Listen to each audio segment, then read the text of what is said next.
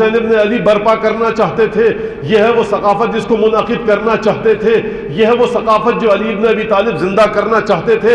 یہی تو وجہ ہے نا کہ علی ابن ابی طالب کی اطاعت اس مرتبے پر ہے کہ رسول کی ذات میں کیونکہ فنا ہے، رسول کی ذات میں فنا ہے، رسول کی ذات قرآن ہے۔ جب ام المومنین سے ازواج مطہرات سے پوچھا گیا کہ رسول کا اخلاق کیا تھا تو فرمایا کانا اخلاقہ القرآن، رسول کا اخلاق قرآن تھا۔ اور علی کون ہے؟ علی وہ ہے جس نے رسول کی مکمل اتباع کی۔ اس کا مطلب یہ ہے کہ علی کی ذات میں قرآن معجزن ہے۔ جب علی کی ذات میں قرآن معجزن ہے اس کا مطلب یہ ہے کہ علی کی اطاعت اس مرتبے پر ہے کہ جہاں علی جیسے اطاعت کریں گے، اس کا مطلب یہ ہے رسول اگر ہوتے ویسے ہی اطاعت کرتے۔ اگر رسول ویسے ہی اطاعت کرتے، قرآن علی کی ذات میں، رسول علی کی ذات میں، قرآن والمحیمن علی ذالک کلہ، قرآن تمام کتابوں پر مسلط، پیغمبر اکرم تمام انبیاء پر مسلط۔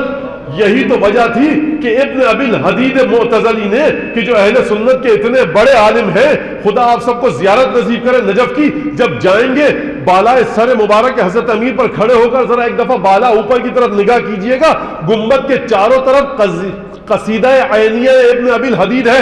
ابن ابی الحدید کیا کہہ رہے ہیں اور کیوں کہہ رہے ہیں، بس 4 شعر پڑھوں گا اور آیات کی طرف آؤں گا۔ فرما رہے ابن ابی الحدید یا برق لو جئت الغری فقل له وتراك تعلم من بارضك مودع، اے برق جو تو آسمان میں چمکتی ہے بارش کے وقت، کبھی نجف اگر تیرا آنا ہونا،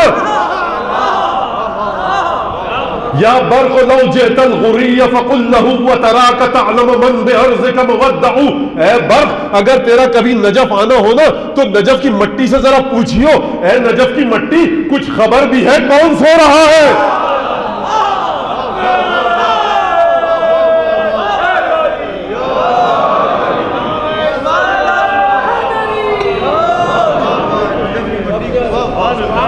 یا برق لو جئت الغری فقل له وتراك تعلم من بارضك مودع۔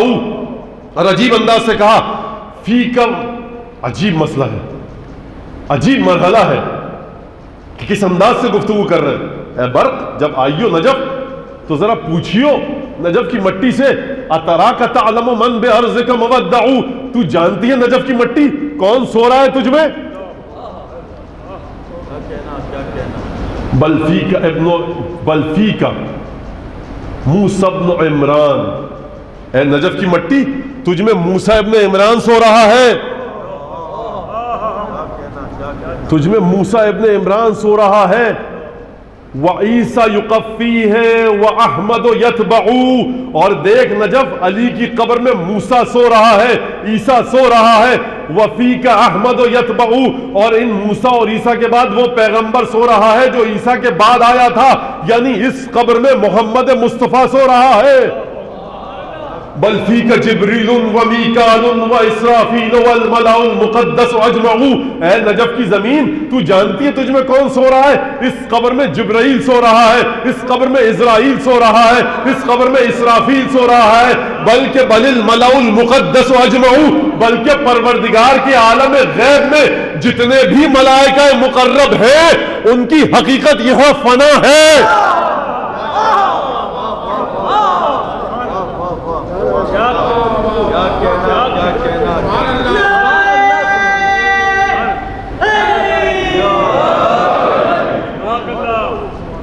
پھر فرماتے بل فیکل وصی المجتبی، اے نجف کی زمین تجھ میں وہ وصی سو رہا ہے رسول کا، جس سے رسول وصیت کر کے گئے تھے، وہ مجتبی ہے۔ وہ فیکل بطین الانزع، اور ہے نجف کی زمین تجھ میں وہ سو رہا ہے کہ جس کا وجود علم سے بھرا ہوا تھا، اور وہ سو رہا ہے انزا کہتے ہیں جس کے ماتھے کی پیشانی سے بال اڑ چکے ہو، لیکن یہاں لکھا علماء نے کہ یہاں انزا سے مراد یہ ہے کہ جس طرح سے پیشانی بالوں سے صاف ہو جاتی ہے اس طرح سے علی ابن ابی طالب شرک سے پاک و صاف ہے۔ یا برق لو جئت الغری فقل له وتراك تعلم من بارضك مودع، تو جانتی ہے یہاں کون سو رہا ہے؟ یہاں موسیٰ ہے، یہاں عیسیٰ ہے، یہاں نوح ہے، یہاں محمد مصطفیٰ ہے. کیوں یہاں محمد مصطفیٰ ہے؟ کیونکہ یہ شخص محمد کی ذات میں فانی ہے، محمد کی ذات میں فانی، قرآن میں فانی. اب سمجھ میں آیا؟ یہ بات کسی کو نہیں معلوم کہ مومن قاری نظر آتا ہے، حقیقت میں ہے قرآن. جب ایک عام قاری قرآن بن جائے گا جو محمد مصطفیٰ کے ساتھ ساتھ رہے. جلس علی منبر الکوفہ، کوفے کے منبر پہ ایک دفعہ بیٹھے، کل میں پڑھ چکا ہوں، شبک بین اصابعہ، اور علی بن ابی طالب نے اپنی انگلیوں کو ایک دوسرے میں گڑویا، ووضع فی اسفل بطنہ، اپنے بطن مبارک پر رکھا، اور ایک دفعہ اعلان کیا، سلونی سلونی قبل ان تفقدونی، سلونی سلونی قبل ان تفقدونی، پوچھو مجھ سے جو کچھ پوچھنا چاہتے ہو. فانی اعلم بطرق السماء من طرق الارض، میں آسمان کے راستوں کو زمین کے راستوں سے بہتر جانتا ہوں. ایک دفعہ ایک یہودی کھڑا ہوا، اس نے کہا ایھا المدعی لما لا یفهم ولا یعلم عجب فانی سائلک. اے شخص کیا دعویٰ کر رہا ہے؟ دیکھیے اسے کہتے ہیں مسلمانوں کا خلیفہ.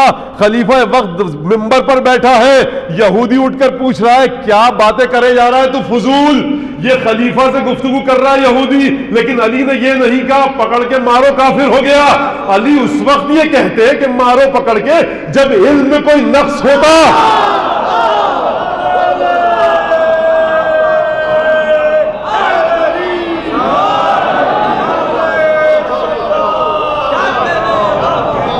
فوضب علیہ اصحابہ، مولا کے جو چاہنے والے تھے پل پڑے اس پر.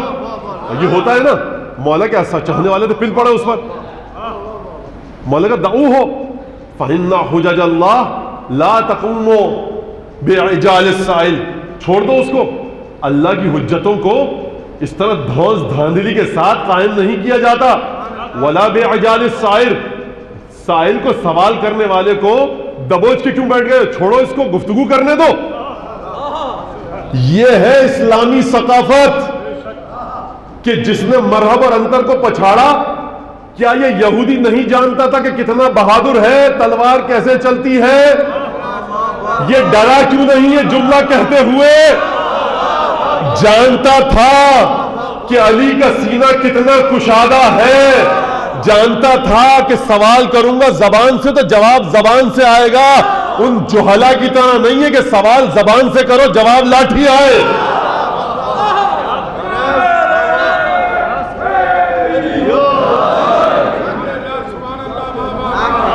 اور پھر فرمایا لو سنیت لی وسادۃ فجلست علیہا، اگر میرے لیے مسند لگا دی جاتی اور میں اس پر بیٹھتا، لَأَفْتَيْتُ أَهْلَ التَّوْرَاةِ بِالتَّوْرَاةِ، تو میں تورات والوں کو فتویٰ دیتا تورات کے لیے. حَتَّى تَنْطِقُ التَّوْرَاةُ صَدَقَ عَلِيٌّ فِيَّ، یہاں تک کہ تورات خود بول اٹھتی کہ علی میرے بارے میں سچ کہہ رہے ہیں. وَحَتَّى، اور اس کے بعد جب مسند لگائی جاتی افتیت اہل الانجیل بالانجیل حتی ینطق الانجیل صدق علی فیہ، یہاں تک کہ انجیل خود پکارتی کہ علی سچ کہہ رہے ہیں. یہ علی کے پاس انجیل، تورات اور قرآن کا علم کیسے آیا؟ بھائی یہی تو کہا. جب لوگوں نے ایک دفعہ گھور گھور کے دیکھنا شروع کیا تو علی نے جواب دیا، کہا ھذا صفت رسول اللہ، ھذا لعاب رسول اللہ، قد زقنی رسول اللہ زقن زقا. پریشان مت ہو، یہ وہی بات ہے جو میر انیس کہہ گئے کہ دنیا ایک طرف تو لڑائی کو سر کروں، آئے غضب خدا کا ادھر رخ جدھر کروں، ایک دو انگلیوں سے بے جبرائیل کار قضاء و قدر کروں، انگلی کے ایک اشارے سے شق القمر کروں، طاقت اگر دکھاؤں رسالت میں آپ کی. تو علی کو جب گھور گھور کے لوگوں نے دیکھنا شروع کیا تو علی سمجھ گئے مشکل کیا ہے. کہا کہ دیکھو ھذا صفت رسول اللہ، ھذا صفت العلم، یہ رسول خدا کے علم کا وہ برتن ہے جو مجھے دیا. ھذا لعاب رسول اللہ، یہ رسول خدا کا لعاب دہن ہے جو بول رہا ہے. زقنی رسول اللہ زقن زقا، رسول نے مجھے اپنا علم اس طرح سے دیا ہے کہ جس طرح سے پرندہ علم کو دانے کو چگتا ہے، اس کے معدے میں جاتا ہے، وہ ہضم کرتا ہے، پھر اپنی چونچ سے اپنے بچے کے منہ میں ڈالتا ہے. کیوں کہا علی نے زقنی رسول اللہ زقن زقا؟ یہ زقن زقا کیوں کہا؟ اس لیے کہا کہ ایسے علم میں کسی بھی قسم کی ملاوٹ نہیں ہوتی، علم براہ راست آتا ہے.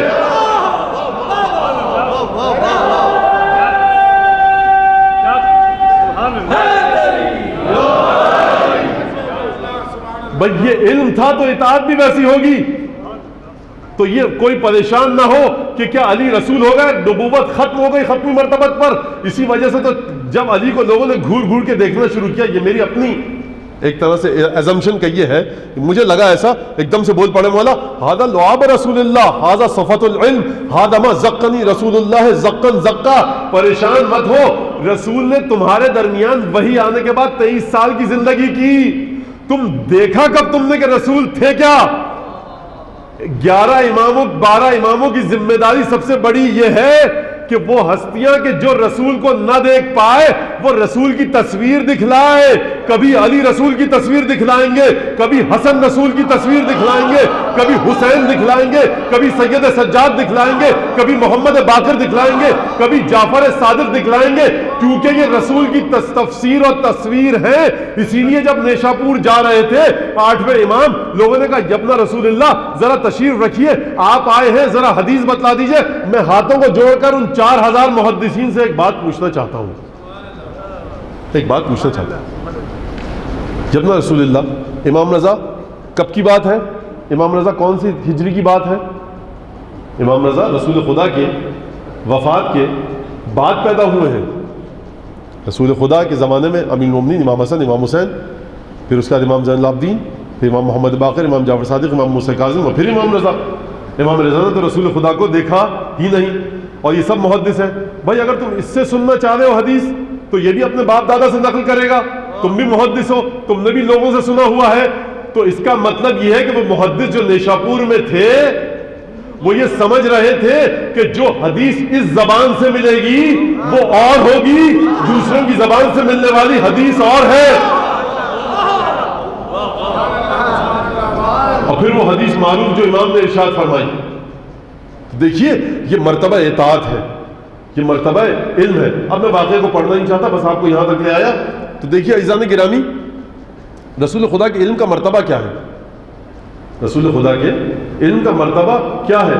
یہ نہ میں جانتا ہوں نہ آپ جانتے ہیں. ہمیں تو قرآن ملا تبیانا لکل شیء، ہم نے سمجھ لیا کہ ہر چیز کا بیان واضح. ایک درود بھیجیے محمد علیہ محمد. وَإِنَّ كُلًّا لَيُوَفِّيَنَّهُمْ، اور دیکھو تمہارا رب ان کو اجر دے گا. کن کو؟ تمام بندوں کو. لَيُوَفِّيَنَّهُمْ، پروردگار ہر ایک کو اجر دے گا. تمہارا پروردگار ہر ایک کو اجر دے گا جو جو کام جو جو عمل اس نے کیا. وَاللَّهُ بِمَا يَعْمَلُونَ خبیر، اور پروردگار جو یہ لوگ کام انجام دے رہے ہیں ان کو جانتا ہے. فَاسْتَقِمْ كَمَا أُمِرْتَ وَمَنْ تَابَ مَعَكَ، حبیب استقامت کا مظاہرہ کرو، پامردی کے ساتھ ڈٹے رہو، اور جو تمہارے ساتھ ملحق ہوا وہ بھی تمہاری طرح ڈٹا رہے. وَمَا تَفَرَّقُوا إِلَّا مِن بَعْدِ مَا جَاءَهُمُ الْعِلْمُ وَمَا تَفَرَّقُوا مِن بَعْدِ مَا جَاءَهُمُ الْعِلْمُ إِلَّا بَغْيًا بَيْنَهُمْ. یہ لوگ کہ جنہوں نے حق کے رستے کو چھوڑ دیا. اب یہ حق کا رستہ کیا ہے یہ بھی ایک الگ تفصیل ہے، جاننے دیجیے اس بات کو کہ جنہوں نے حق کے رستے کو چھوڑ دیا علم آنے کے بعد. دیکھو پروردگار نے کہا حبیب ان کو ہم جانتے ہیں. وَاسْتَقِمْ، اور تم استقامت کا مظاہرہ کرو. یہاں تک بات سمجھ میں آ گئی کہ پروردگار عالم استقامت کا مظاہرہ کرنے کا کہہ رہا ہے. استقامت کہتے کسے ہیں؟ آپ سب جانتے ہیں، پامردی، ڈٹ جانا، جم جانا. تو دیکھیے پروردگار دوسری اور آیات میں کہہ چکا ہے فَاصْبِرْ، حبیب صبر کرو. صبر کرتے رہنے کا حکم دے چکا ہے، لیکن اس کے باوجود یہاں پر کہہ رہا ہے حبیب ڈٹے رہو، استقامت کا مظاہرہ کرو. یعنی کوئی کام ایسا ہونے والا ہے کہ حبیب کو گرا گزرے گا، حبیب کو پروردگار کی مدد چاہیے. حبیب فاستقم کما امرت ومن تاب معک، حبیب ڈٹے رہو تم بھی استقامت کے ساتھ، اور جو تمہارے ساتھ آ چکا ہے توبہ کر کے. توجہ کیجیے گا، جب استقامت کا مظاہرہ کرنے کو کہا اور استقامت کا حکم دیا پروردگار نے، اور ان کو بھی حکم دیا کہ جو حبیب کے ساتھ ساتھ ہو، کہ جو توبہ کر کے آ چکا ہے. تو عزیزان گرامی یہاں پر وہی بات جو میں اس اشرے میں کئی دفعہ کہہ چکا ہوں کہ توبہ کس سے کر کے آ چکا ہے؟ شرک سے، جھوٹ سے، کبر سے، برائیوں سے، اچھائی کی طرف آ چکا ہے، رسول کی طرف. صحابہ تھے جو چھوڑ کر آ گئے، جنہوں نے اسلام قبول کر لیا، ایمان کو خالص کر لیا. یہ ان کو بھی شامل ہوتا ہے اس کا، اور ان کو بھی شامل ہوتا ہے کہ جن کا وجود رسول کے وجود سے متصل تھا وہ بھی استقامت کرے. بہت توجہ کیجیے گا عزیزان گرامی، اس کا مطلب یہ ہے کہ جس کی توبہ جس مرتبے پر ہے اس کو استقامت کا حکم اسی انداز سے ہے. جو کل تک بتوں کے آگے سجدہ کرتا تھا وہ آگے چھوڑ کر ایمان کو خالص کر لیا، اس کو بھی حکم ہے کہ من تابا معک، جو تمہارے ساتھ آ چکا ہے توبہ کر کے، یعنی معیت ہے اس کی رسول کے ساتھ. دیکھیے معیت ہے، ہمراہی ہے. ہمراہی کسی کی کمزور ہوگی، کسی کی مضبوط ہوگی. کیوں مضبوط ہوگی؟ جس کی توبہ کا مرتبہ جتنا بلند ہوگا اس کی ہمراہی اتنی مضبوط ہوگی. جو کل تک بتوں کے آگے سجدہ کرتا تھا اس کی ہمراہی ضعیف ہوگی. جو اب پاک ہو گیا، بالکل خلوص کے ساتھ ایمان کے مرتبے پر آ گیا، اس کی ہمراہی اس سے زیادہ مزید مضبوط ہوگی. اور وہ شخص کہ جس نے کبھی بتوں کے سامنے سجدہ کیا ہی نہ ہو، اس کی ہمراہی کیسے ہوگی؟ اسے استقامت کا حکم کیا ہوگا؟ اس کا مطلب یہ ہے کہ کوئی علم ایسا دیا گیا ہے کہ جو اس بات کا تقاضا کرتا ہے اس کے مطابق عمل کیا جائے. اس علم میں نورانیت ہے. ایک مثال دے دوں آپ کو. کتاب پڑھتے ہیں آپ حضرات سب، قرآن پڑھتا ہے، کوئی دعائیں پڑھتا ہے، مطالعہ کرتا ہے، اس کے لیے روشنی کی ضرورت ہے یا نہیں ہے؟ اچھا، اب آج کل کی جدید ایجادات کے ذریعے یہ بات بہت آسان ہو گئی ہے سمجھانا. حضور آپ کے پاس کتاب ہے، میں نے کہا پڑھیے. آپ کہیں گے مولانا روشنی نہیں ہے. میں کہوں گا آپ کتاب کھولیے، کتاب میں سے نور نکلے گا. آپ کہیں گے یہ کون سی کتاب ہے؟ کہوں گا حضور یہ جو آج بچوں کے پاس آج کل تختیاں ہیں برقی، کیا کیا اس کے نام ہے وہ آپ حضرات بہتر جانتے ہیں. بٹن دبائیے. اب آپ کو نور لکھائی پر ڈالنے کی ضرورت نہیں ہے، نور لکھائی میں سے نکل رہا ہے.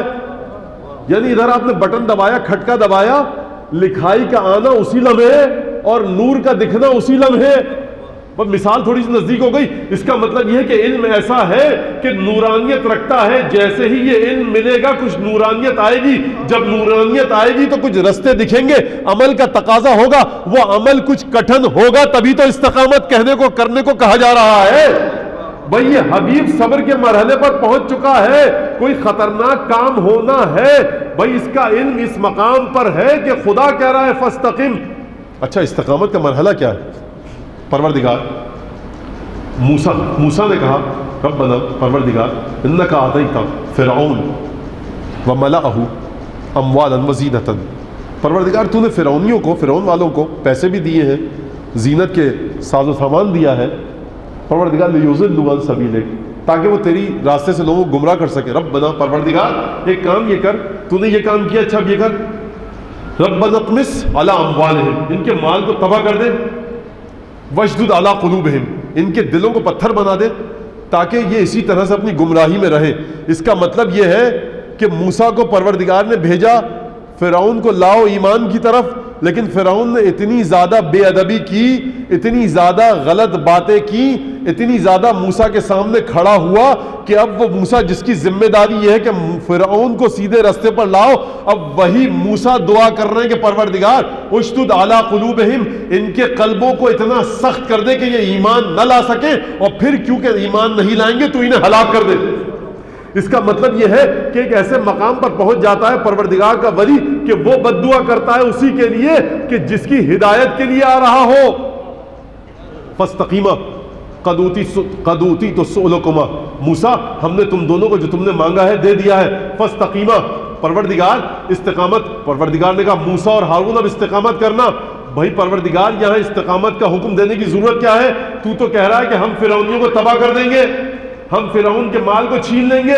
روایت کہتی ہے 40 برس لگ گئے اس کام میں، فرعون کو تباہ کرنے میں. یعنی نگاہ قدرت دیکھ رہی تھی کہ 40 برس تک مختلف امتحانوں سے گزریں گے. تو سمجھ میں یہ آیا کہ جب بھی پروردگار کو کوئی امتحان لینا مقصود ہوتا ہے، پروردگار استقامت کا حکم دیتا ہے. استقامت. اچھا، اب آپ حضرات پچھلے سال سن چکے ہیں مجھ سے حضرت موسیٰ اور خضر کا قصہ. جب موسیٰ سے کہا پروردگار نے جاؤ ہمارے بندے کے پاس، تو موسیٰ نے کیا کہا تھا؟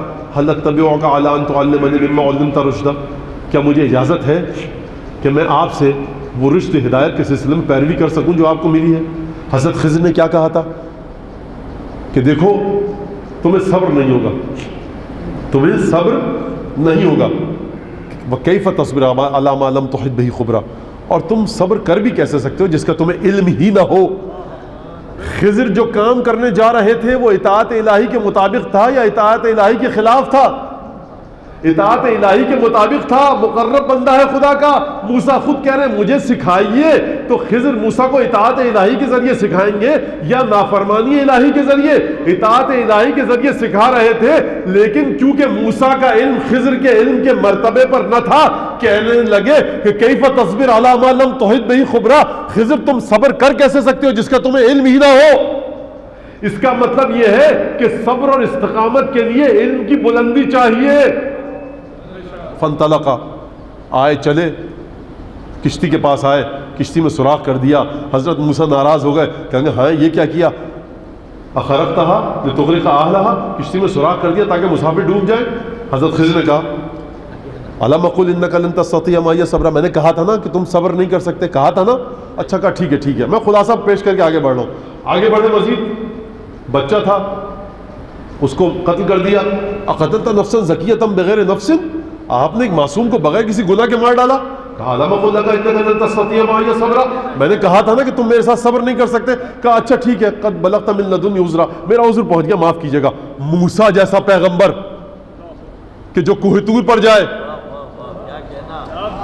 دیکھیے موسیٰ سے کہا پروردگار نے، پروردگار ارینی انظر الیک، پروردگار اپنا جلوہ دکھا بغیر پردے کے۔ کہا لن ترانی ولکن انظر الی الجبل فان استقر مکانہ فسوف ترانی، موسیٰ تم مجھے نہیں دیکھ سکتے، پہاڑ پہ دیکھو تجلی آئے گی، اگر پہاڑ اپنی جگہ پر ٹک گیا تو تم مجھے دیکھ سکتے ہو۔ یہاں پروردگار نے نہیں کہا موسیٰ استقامت سے کام لینا، محمد مصطفیٰ سے کہہ رہا ہے پروردگار محمد مصطفیٰ تم بھی استقامت سے کام لو، اور وہ جو تمہارے ساتھ ساتھ ہیں وہ بھی استقامت سے کام لے۔ اس کا مطلب یہ ہے کہ موسیٰ کو تجلی دکھائی تھی کوہ طور پہ، استقامت رکھنے کا حکم نہیں دیا، وہ بہت معمولی تجلی تھی۔ فخر موسیٰ صاعقا، موسیٰ غش کھا کر گر پڑے۔ مجھے سمجھ میں نہیں آتا کہ پروردگار محمد مصطفیٰ کو، فاطمہ زہرا کو، علی مرتضیٰ کو، حسن مجتبیٰ کو، حسین شہید کربلا کو اپنی کون سی تجلیات دکھانا چاہتا ہے کہ جہاں موسیٰ کا علم پیچھے رہ جائے گا یہ پنجتن آگے نکل جائے گی۔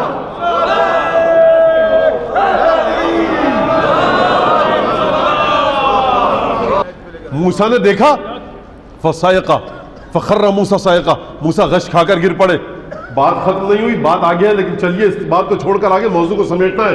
تو استقامت کا مظاہرہ کرنے کو کہا، اس کا مطلب ہے کوئی علم تو ہوگا نا ایسا، وہ علم کہ جو کیا کہتے ہیں اسے، آپ بذرات جانتے ہیں، لیپ ٹاپ اور ڈیسک ٹاپ اور یہ سب چیزیں جس میں سے خود نکلتا ہے کھٹکا دبائیے حرف نورانی ہو جاتے ہیں اور آپ کو لائٹ نکلنے لگتی ہے، نور نکلنے لگتا ہے۔ حضور یہ مثال دے رہا ہوں کہ جب اس دنیاوی علم میں ایسی چیز بن گئی ہے کہ جہاں حرف خود اپنی شکل و صورت دکھلاتے ہیں، تو بتائیے وہ پروردگار جو علم دے گا کیا وہ علم ایسا نہیں ہوگا کہ جو خود بخود نور دے گا؟ جب نور دے گا تو علم آئے گا، جب علم آئے گا تو عمل کرنا ہوگا، جب عمل کرنا ہوگا تو پھر علم آئے گا۔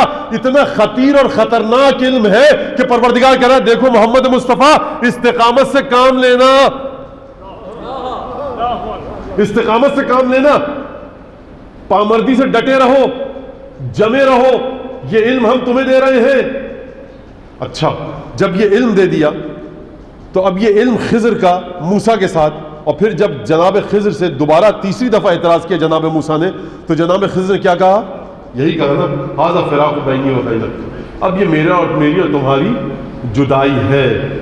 عزیزان گرامی دیکھیے کہ استقامت کے مرحلے پر آ کر پروردگار نے موسیٰ سے نہیں کہا کہ دیکھو استقامت سے کام لینا، یہ فرعون کو برباد کرنے کے سلسلے میں کہا، لیکن حبیب سے کہا کہ دیکھو حبیب بغیر کسی قید و شرط کے فاستقم کما امرت ومن تاب معک، جو تمہارے ساتھ آ چکا ہے وہ بھی تمہارے ساتھ استقامت کا مظاہرہ کرے اور ڈٹا رہے۔ تو عزیزان گرامی دیکھیے ٹاک شوز آدمی دیکھتا رہتا ہے اور عجیب سی طبیعت ہوتی رہتی ہے اس کی، بہت احترام کے ساتھ سب مسلمان آ رہے ہیں، جو ان کا مطالعہ ہے، جو ان کا استنباط ہے اس کے مطابق گفتگو کر رہے ہیں۔ تو کربلا کو کسی فقہی قانون کے استخراج کا مرکز نہیں بنا سکتے آپ۔ یہ نانا تک وہی پہنچی، نانا نے نواسے کو حکم دیا، ہما شما کی جگہ کیا ہے یہاں پر کہ کربلا سے آپ نے کیا سیکھا؟ کربلا سے سب سے پہلی چیز یہ سیکھیے کہ آخر یہ ہوا کیسے کہ جسے محمد مصطفیٰ دوش پر بٹھاتے تھے وہ قتل گاہ کے گودال میں پڑا ہوا ہے۔ یہ ہوا کیسے؟ فقہی قانون کا استخراج وہاں سے ہوتا ہے. آپ یہ کہتے ہیں کربلا سے آپ کیا سیکھتے ہیں؟ ہم یہ سیکھتے ہیں، کہنے والا جواب یہ دیتا ہے کہ ہمیں سچ کا ساتھ دینا چاہیے. حضور مجھے بتائیے کہ اس زمانے میں کوئی ایسا سچ ہے جو حسین کے سچ کی طرح سچ ہو؟ ہر آدمی کو دیکھیے پڑھ رہا ہے یہ شعر کہ صاحب اسلام زندہ ہوتا ہے ہر کربلا کے بعد، ہر کربلا کے بعد. ارے بھائی کربلا کو بنانے کے لیے حسین چاہیے. ہے کوئی حسین جو کربلا بنائے؟ سوچ کی سطح ہے نا. چرخ نوع بشر کے تارے ہیں حسین. کیا صرف مسلمان کے پیارے ہیں حسین؟ انسان کو بیدار تو ہو لینے دو. ہر قوم پکارے گی ہمارے ہیں حسین. قوم کے اندر کہ جو حسین کی معرفت رکھ رہا ہے، تعدد اور تنوع اور ویرائٹی اس کے اندر ہے. کربلا میں کوئی تنوع نہیں ہے. کربلا 61 ہجری میں واقع ہوئی، ختم ہو گئی. اسلام سرخ رو تو ہوا ہر بلا کے بعد. اسلام سرخ رو تو ہوا ہر بلا کے بعد، لیکن وہ بعد پھر نہ ہوئی کربلا کے بعد. تو عزیزان گرامی، فقہی قانون کا استخراج وہاں سے کیا جاتا ہے کہ جہاں عامت الناس کے لیے کوئی حکم بیان کیا گیا ہو، یا ایھا الذین آمنو یہ کام کرو، یا ایھا الذین آمنو فلاں کام کرو، یا ایھا الذین آمنو فلاں کام کرو. اگر اس سے فقہی قانون کا استخراج ہو سکتا ہے تو ذرا مجھے بتائیے، ہمارے ڈاکٹر صاحب جب کہہ کے گئے کہ سر ابراہیم و اسماعیل بود، یعنی ان اجمال را تفصیل بود، حسین ابراہیم اور اسماعیل کے راز کو کھول کے چلے گئے. اس اجمال کی تفصیل تھے. پروردگار عالم نے کیا کہا تھا ابراہیم سے؟ بیٹا انی ارا فی المنام انی اذبحک فانظر ماذا ترى. بیٹا تجھے دیکھ رہا ہوں خواب میں ذبح کر رہا ہوں.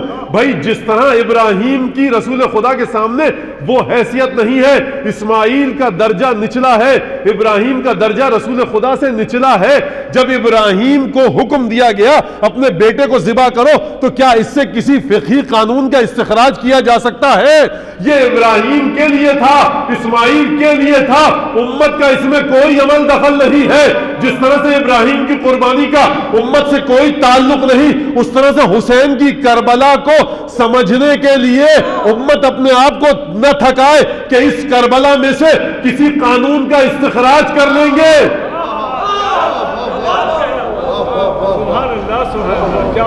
اور دیکھیے، میں کسی کو اپنا اسپوکس مین نہیں بنا رہا یہاں پر. ادارے کے لوگوں سے سوال کرنے کی ضرورت نہیں ہے. جس کو سوال کرنا ہو لکھ کر دے دے ادارے والوں کو اور اپنا ای میل ایڈریس دے دے. اس پر بعد میں ان کو سوال کا جواب بھیج دوں گا. فقہی قانون نکل نہیں سکتا کربلا کے اندر سے. کیوں نہیں نکل سکتا؟ حکم خاص تھا، شخص خاص تھا، زمانہ خاص تھا.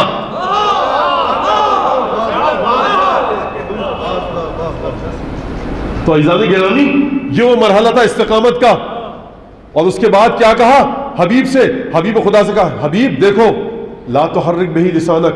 جب ہم قرآن نازل کرتے ہیں نا تو ہمارے جبرائیل کے پڑھنے سے پہلے ساتھ ساتھ اس کے مت پڑھا کرو. ان علینا جمعہ و بیانہ فاذا قرأناہ فاتبع قرآنہ. ہم پر اس کا جمع کرنا ہے، ہم پر تمہیں پڑھانا ہے. جب قرآن کی آیت پوری نازل ہو جائے تب اس کے پیچھے پیچھے پڑھا کرو. اچھا، مفسرین بھی بڑے مزے کے لوگ نکلے ہیں. عجیب مفسرین ہیں صاحب، کیا کہنے ان کی. کوئی کسر نہیں چھوڑتے توہین رسالت میں. ہمارے مسلمان مفسرین فرمانے لگے کہ رسول خدا ڈرتے تھے کہ میں کہیں قرآن کی آیت کو بھول نہ جاؤں، اس لیے جلدی جلدی پڑھتے تھے. تو میرے بھائی عزیزان گرامی، جس رسول خدا کو پروردگار براہ راست وحی بھیجے اور یہ کہے سنقرئک فلا تنسا، ہم تجھے ایسا پڑھائیں گے کہ تو کبھی نہ بھول پائے گا. جبرائیل امین وحی ہی، خطبے میں ہم یہی تو پڑھتے ہیں نا، امین وحی ہے رسول خدا، امین وحی جبرائیل ہے. پروردگار کہہ رہا ہے کہ بالحق انزلناہ و بالحق نزل، حق کے ساتھ اتارا، حق کے ساتھ پہنچے گا.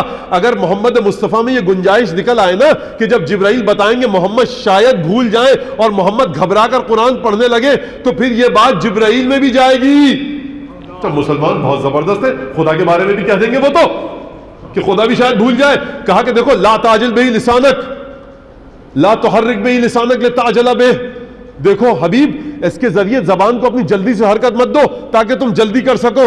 تو مفسرین جو پختہ مفسرین ہیں انہوں نے لکھا یہ اس بات کی دلیل ہے کہ اس مفسر نے وہ آیت نہیں پڑھی انا انزلناہ فی لیلۃ القدر, ہم نے حبیب اس قرآن کو لیلۃ القدر میں ایک ساتھ نازل کر دیا.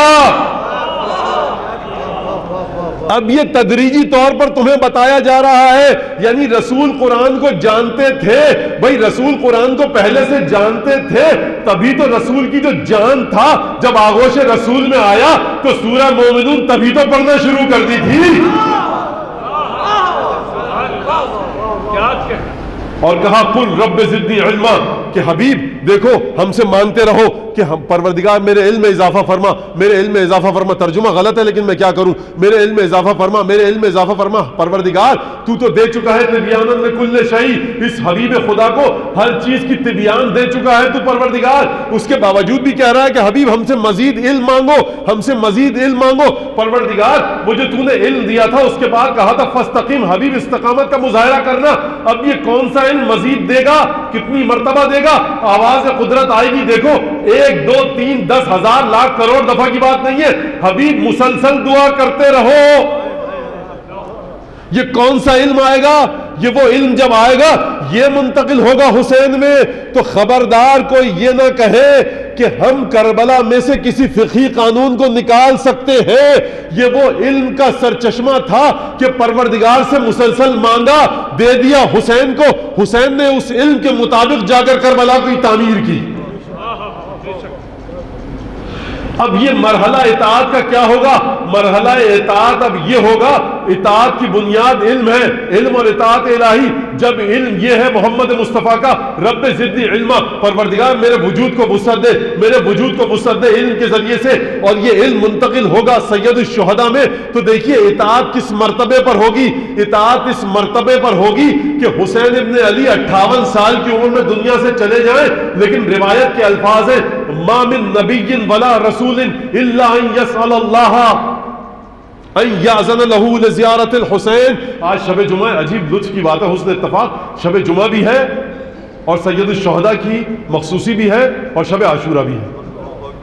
کوئی نبی کوئی پیغمبر ایسا نہیں کہ جو آسمان بالا پر موجود ہو اور مسلسل خدا سے مانگتا رہتا ہے دعا کہ پروردگار ہمیں حسین کی قبر کی زیارت کے لیے جانے دے. کیوں چاہتا ہے ہر نبی اور ہر پیغمبر, کیونکہ حسین رسول کی اطاعت کا آئینہ ہے. وَرَفَعْنَا لَكَ ذِكْرَكَ, حسین وہ ذات ہیں کہ جس کے ذریعے خدا نے رسول کے ذکر کو بلند کیا.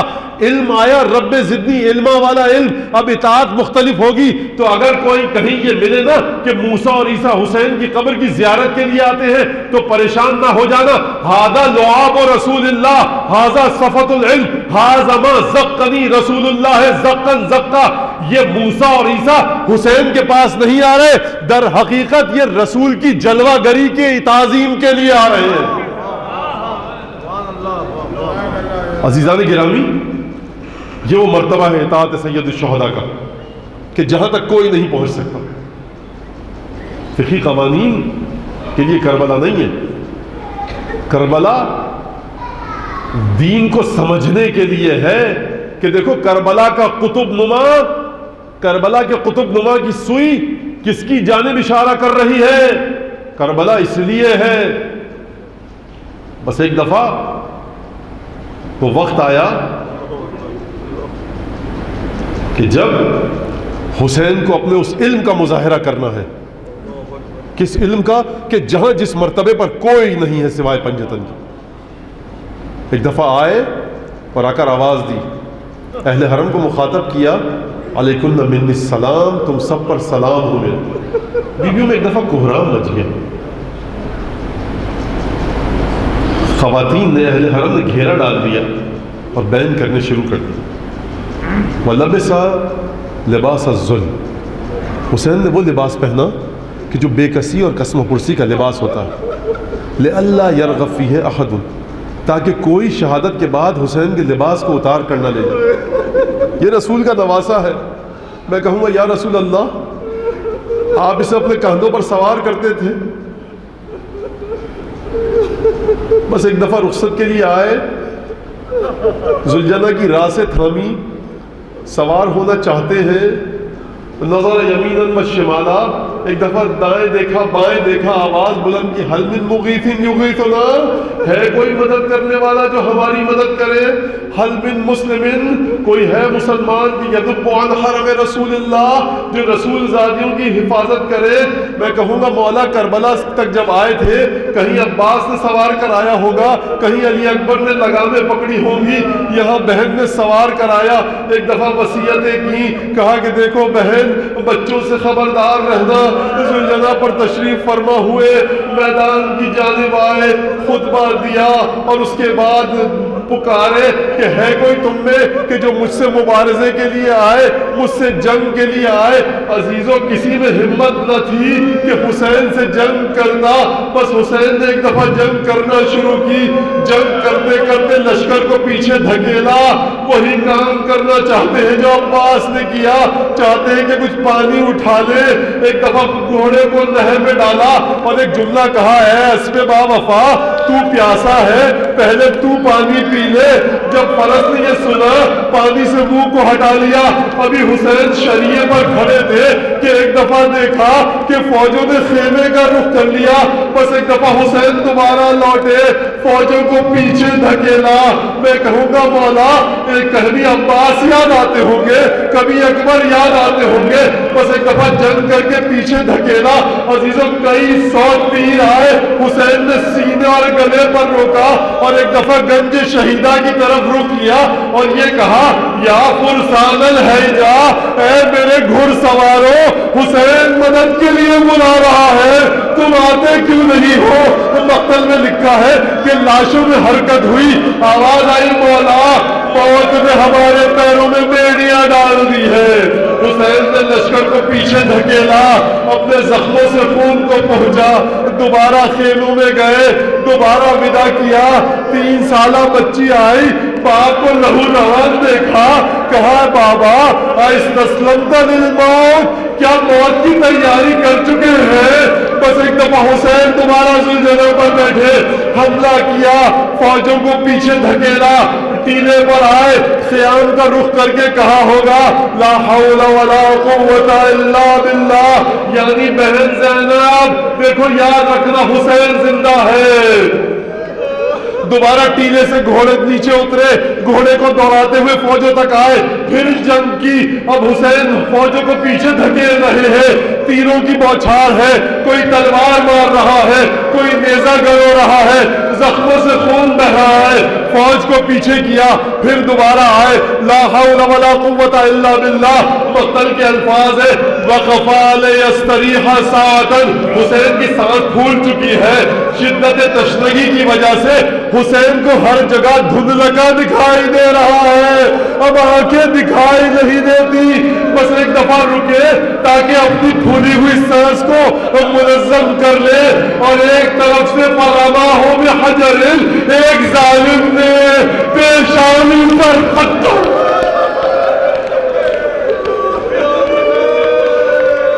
مولا نے اپنے آستین سے پیشانی کو پہنچا، کھڑے رہے تھے، فرما ہو بسہم، کسی ظالم نے تیر سے شعبہ مارا جو دل پر آ کر لگا، حسین نے چلو کو لیا، دل کے نیچے رکھا اور کہا بسم اللہ وباللہ وفی سبیل اللہ وعلی ملت رسول اللہ۔ آپ جانتے ہیں تیر کو سینے سے نہ نکال پائے، خم ہوئے، پشت کی طرف سے تیر کو نکالا، اب حسین زندگی سے مایوس ہو گئے، ایک دفعہ لشکر پر حملہ کیا، فوجوں کو دھکیلا، کہا کہ کیا کر رہے ہو، یہ علی کا بیٹا ہے، تیروں کے ذریعے گراؤ، کئی ہزار تیر آئے، اب حسین گھوڑے پر نہ سنبھل سکے، گھوڑے سے زمین پر آئے۔ میں یقین ہے مجھے کہ فاطمہ کربلا میں تھی، علی مرتضیٰ کربلا میں تھے، رسول اللہ کربلا میں تھے، مجھے نہیں پتا فاطمہ نے کیسے برداشت کیا۔